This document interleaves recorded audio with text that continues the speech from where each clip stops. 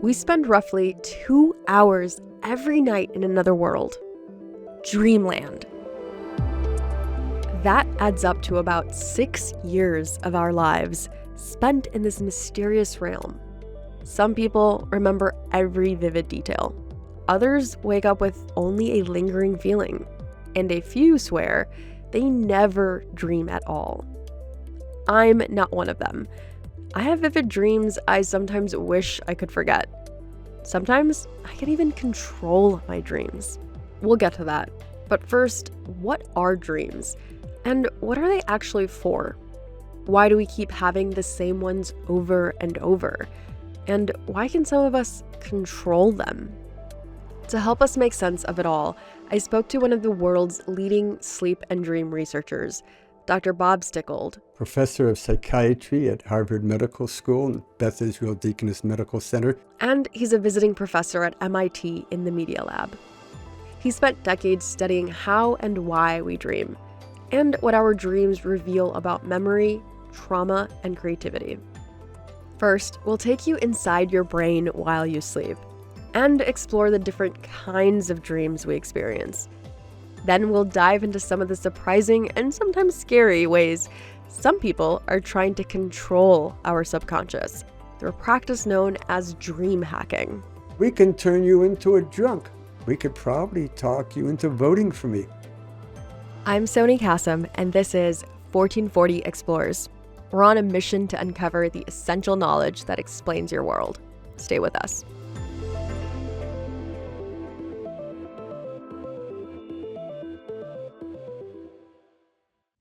You should tell the people who we are and what our new show is. I'm Robert Smith, and this is Jacob Goldstein, and we used to host a show called Planet Money. And now we're back making this new podcast about the best ideas and people and businesses in history. And some of the worst people, horrible ideas, and destructive companies in the history of business. We struggled to come up with a name, decided to call it Business History. You know why?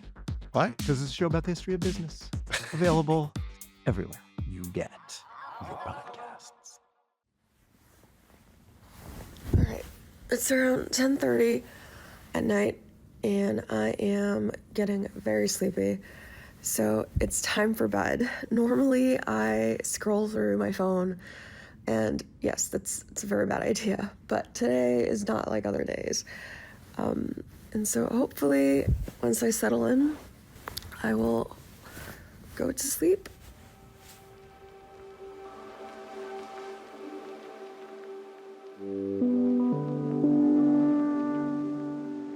My eyes have closed. I've mostly lost consciousness, and I've entered what's called a hypnagogic state. I notice flashes of color, random faces, that weird sensation of falling. It's not full-on dreaming, more like sensory snippets and floating thoughts. Dr. Stickgold says, think of it as an entry ticket to dreamland. You could have a hypnagogic dream where you're just seeing a geometric pattern, or you're seeing a street scene, or you're just thinking about something sort of strange and bizarre that you would never think about if you were fully awake. Around 70 to 75% of us have experienced these moments at least once. Then, about 90 minutes in, my eyes start fluttering back and forth. This is called REM, for rapid eye movement sleep. That's when the real dreaming starts. Your eyes dance beneath your lids, your muscles go quiet, and your brain lights up like a switchboard. Here's what's happening in REM sleep. Your emotion and memory centers, the amygdala and hippocampus, start pulling scenes from your past and present. Your visual cortex then kicks in, turning those fragmented moments into vivid images. At the same time, your prefrontal cortex, the part that keeps things logical, goes offline, letting your thoughts run wild. Then, random signals from your brain start firing. Your brain scrambles to make sense of it all, stitching together a story in real time. Dreams and rapid eye movement sleep tend to be more visual, more emotional, more bizarre. Your brain is essentially running a nightly workshop, melding memory, emotion, and neural chatter, all while the boss, your logic center, is off duty. All of this adds up to some pretty zany dreams, like the time I fell in love on Mars while sitting with my feet dangling off the edge of the planet, or the time Frankenstein flushed my mom down the toilet. I was 10 and scarred for life. I clearly remember my dreams, but some people say they never dream. But here's the truth. Everyone dreams. You just might not always remember it. And Dr. Stickgold says that memory gap often boils down to how and when your brain wakes up. When people ask me, how come I don't remember my dreams? I tell them with the arrogance of a Harvard professor. I say, well, it's because you fall asleep quickly, you sleep soundly through the night, and you leap out of bed when you wake up in the morning. You can only remember dreams when you wake up from them, and you can only remember them if you wake up slowly enough to give them a chance to sort of stabilize in your mind. In fact, even little distractions, like opening your eyes or grabbing your phone, can erase those dream traces instantly. Brain scans also support this. People who consistently recall dreams show more activity in brain areas tied to memory and self-awareness. And they tend to wake up during REM sleep more often. So if you say, I never dream, you're still dreaming. You're just missing the moments needed to remember them.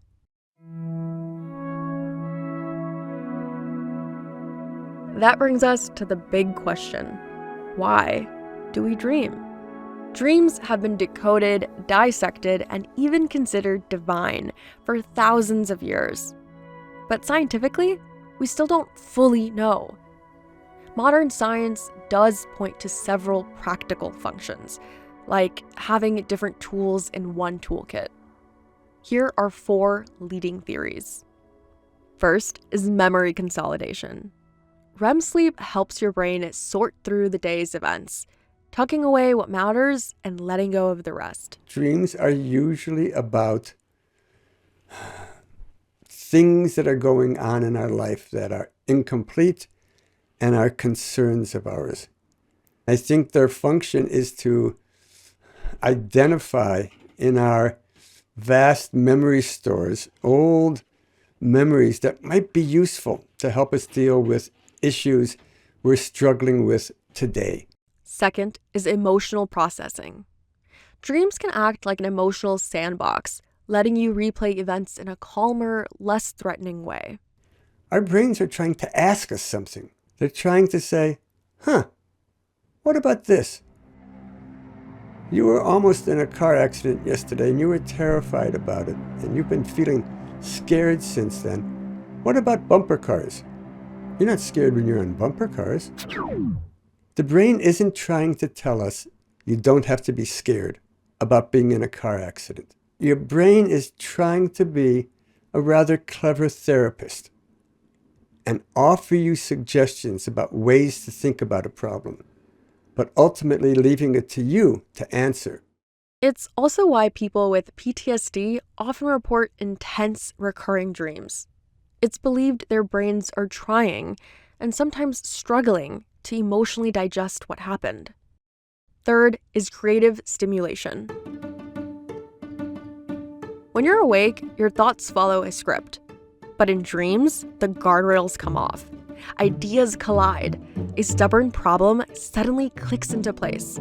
It's just your brain unchained, free to make connections it can't during the day.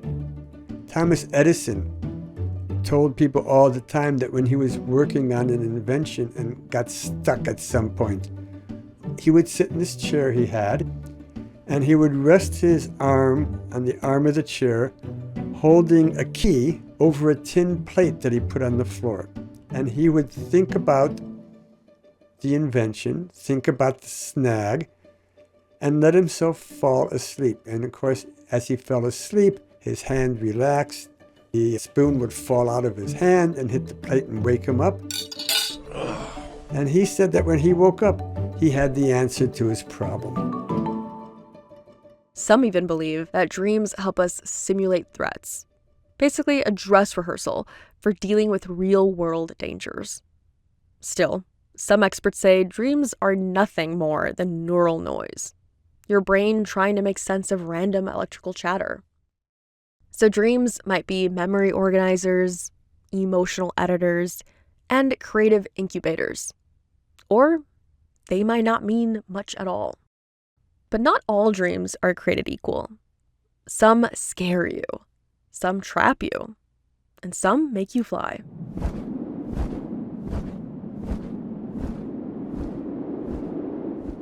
In a moment, different kinds of dreams, and why a bad dream isn't the same as a nightmare. That's right after this. Listen, learning has never been harder. The internet is overwhelmed with low-quality content. Clickbait with little substance, AI-generated slop, and opinions masquerading as facts. Curious people like you are left sifting through noise instead of finding what matters. Enter 1440 Topics. We've curated the highest quality resources from across the internet. Think data visualizations, captivating videos, long-form journalism, and paired them with staff-written overviews to make every subject easy to understand and explore. Want to learn about venture capital or how new weight loss drugs work? Do you keep reading about CRISPR but are missing the best 101 on the breakthrough technology? Find all of this and so much more at join1440.com. 1440 Topics, separating what's worth your time from the rest of the internet.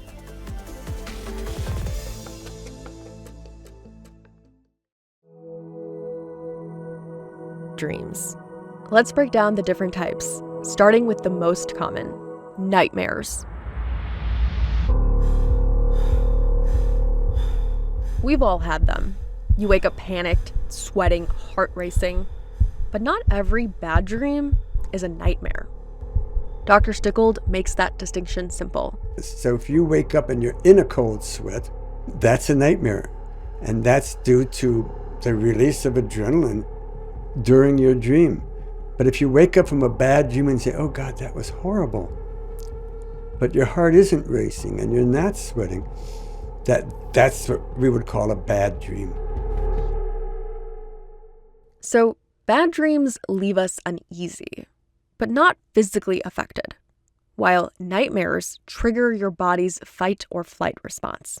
What are the reasons for why someone might have nightmares more often than someone who might never have nightmares? We don't have good answers to that question.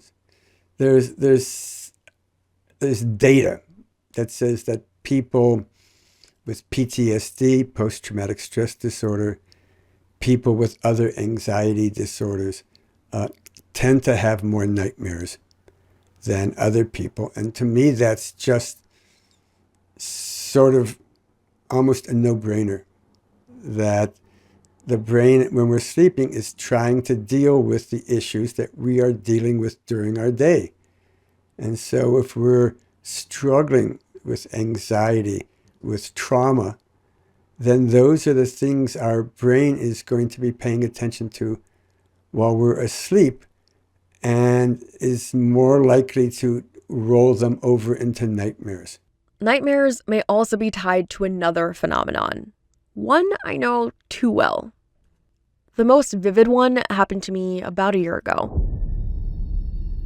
I was over at my parents' house. It was the middle of the night, and a shadowy figure was inches from my face. No nose, just two scary, shifty eyes staring right at me with a wide, twisted smile. I couldn't move or speak. My heart was beating quickly in my chest. Then I finally screamed until my mom rushed in and woke me up. This is called sleep paralysis. It sounds like a horror movie. And for centuries, many cultures believed it was a demon, a ghost, or a spirit sitting on your chest. Today, we know sleep paralysis happens during REM sleep. when the body is temporarily paralyzed to stop us from acting out our dreams. That muscle shutdown is totally normal, but in rare cases, your mind wakes up before your body does. And that's when things get scary. When we wake up in the morning, about half the time we're coming out of REM sleep. And on very rare occasions, we come out of REM sleep piece by piece, so that we're awake, we're oriented in our bedroom, we can see all around our bedroom, but we're still paralyzed and we're still dreaming. So we see monsters in the corners. We see monsters in our chests, although that's, we think, more common in sleep apnea. Sleep paralysis also happens to be common in people who are sleep deprived. Turns out roughly 1 in 5 people experience sleep paralysis at least once in their lives. And about 7 to 8% experience it regularly.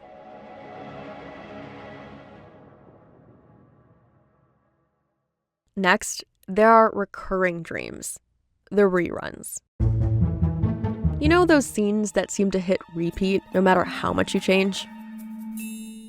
Running late to a test, falling, teeth crumbling in your mouth. These recurring dreams surface across cultures because they tap into emotional, strange attractors, memory loops that your brain keeps returning to. So your brain is constructing a dream for you, and it says, okay, we're dreaming about something, we're trying to understand something that happened yesterday that was kind of unpleasant. What do we got? Oh, dinosaurs, right. It's sort of like those dreams about teeth falling out. I realized that each of us spent probably close to a year of our life when we had a tooth in our mouth that we could turn around and get stuck the other way. You know how you can do that? Don't do that, kids. Don't turn them. It's like these small T traumas happening over and over again in our lives until, again, they form one of these strange attractors, one of these memory nodes that have so many components attached to it that they end up being an easy go-to when your brain's trying to say, well, what is this like? And finally, perhaps the most surreal, lucid dreams. When you become aware that you're dreaming while still in the dream. Sometimes you can even control the plot. About half of us will experience a lucid dream at some point in life. And for a lucky few, like me, it happens regularly. For me, I developed an ability to transport myself in dreams. I'll step into a closet, imagine a place, and bam, I'm sent somewhere new. As we learned, when you're fully asleep, your prefrontal cortex, the part that handles logic, self-awareness, and impulse control, is usually offline. But in a lucid dream, that logic center flickers back on, creating a hybrid state. And so lucidity is just a mixed brain state where most of the brain is still fully asleep and dreaming, and a little part of it up front is waking up just enough to say, oh, wait a minute, this is a dream, this isn't real. It's that reawakening in the brain's control center that allows you to be both the main character and the director of your own movie. But why are we able to do this? Why can I transport myself through a closet in my dreams? So what works in a dream is you go through a door. You can't be in the middle of your ancestral home in your dream and say, oh, I'm going to make this Paris, and it becomes Paris. But you can walk through a door and it becomes Paris. Or wherever you are, you can spin around in place 2 or 3 times and stop and be in Paris. And the reason it works is because all 3 of those methodologies, and going into the closet and coming out is perfect, forces the brain to construct a new visual image, a new visual landscape for the dream. So it's almost like your brain is rebooting. Yeah, that's right. You're taking your brain and you're saying, okay, shut off what's doing now and come back on. Once you become curious in a dream about whether it's a dream or not, there are wonderful little tricks you can do, like try to read a clock or try to turn the light on with a light switch. It almost never works. You can try to read a book and the print never looks legible. It dances or it changes. So all of those are easy ways to spot that you're dreaming and thereby become lucid.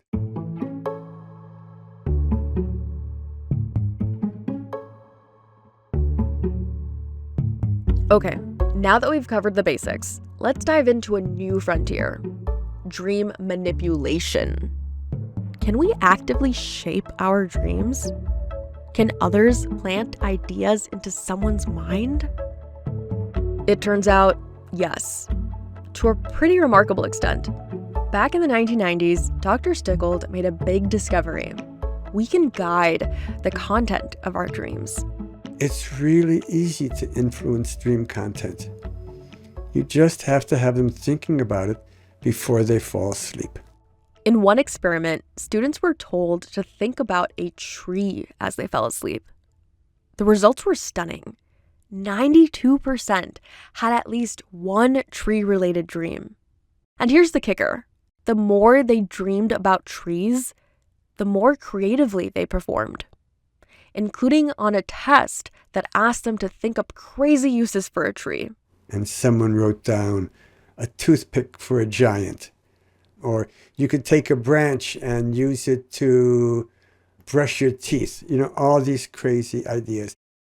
That's the good side of dream influence. But there's another, more unsettling side. The bad and the ugly is that other people can get into your dreams the same way. Case in point, in 2021, the beer company Coors paid people to watch videos of beer, snow, and mountains, then listen to ads as they fell asleep. This is from a video Coors put out. The idea was that we're trying to place this surreal Coors ad into people's subconscious. We came up with stimulus film about clean mountain air, refreshing streams. The result? Many reported dreaming of Coors and crisp mountain scenes without any conscious memory of hearing the audio. I saw some mountains. I think it was something to do with Coors. It turns out this doesn't just work with dreams. It works with sleep too. If you quietly play someone the phrase M&Ms over and over while they're sleeping, or Skittles, same idea, the next morning they'll have a clear preference for whichever candy they heard. And these kinds of experiments don't stop at candy. Researchers have paired the smell of cigarette smoke with the stench of rotten fish, while people trying to quit smoking were asleep. The result? They smoked significantly fewer cigarettes for a month without ever remembering the smell. So we can affect their longer-term feelings and beliefs and desires. We can turn you into a drunk. We can turn you into an alcoholic. We could probably turn you into a crack user. We could probably talk you into voting for me. In other words, if someone refined this method, ads, politics, behavior, they could potentially shift beliefs, habits, or voting decisions, all while you sleep. It's a bit unnerving, and a future worth talking about.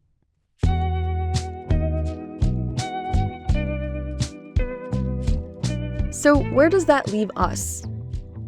We started this episode learning how REM turns our brains into messy, magical story machines.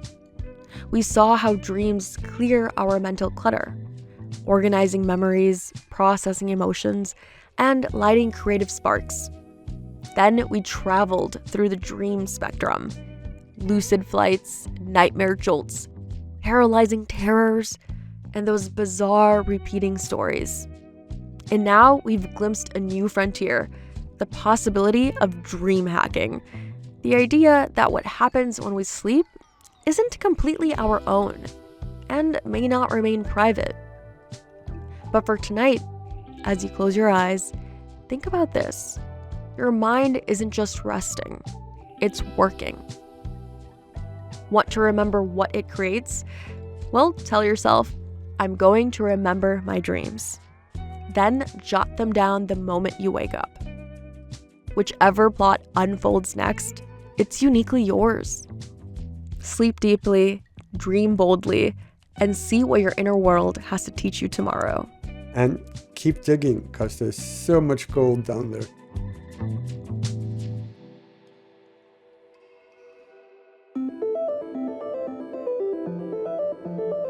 Many thanks to Dr. Robert Stickgold for being our guide in this episode.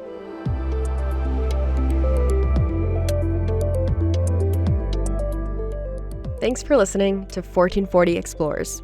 I'm Sony Kassam. Make sure to follow the show and leave a review on Spotify, Apple, or wherever you listen to your podcasts. And let us know what you think at podcast@join1440.com. While you're at it, start your learning journey with us at join1440.com. Subscribe to our free daily and weekly newsletters on world affairs, business and finance, society and culture, and much more. 1440 Explores is a production of Rhyme Media for 1440 Media. This episode was produced by Dan Bobkoff and me. It was fact-checked by Meher Kozlebosh. Our sound designer is Jay Cowett. The executive producer at Rhyme is Dan Bobkoff, and the executive producers at 1440 are me and Drew Steigerwald. See you next time.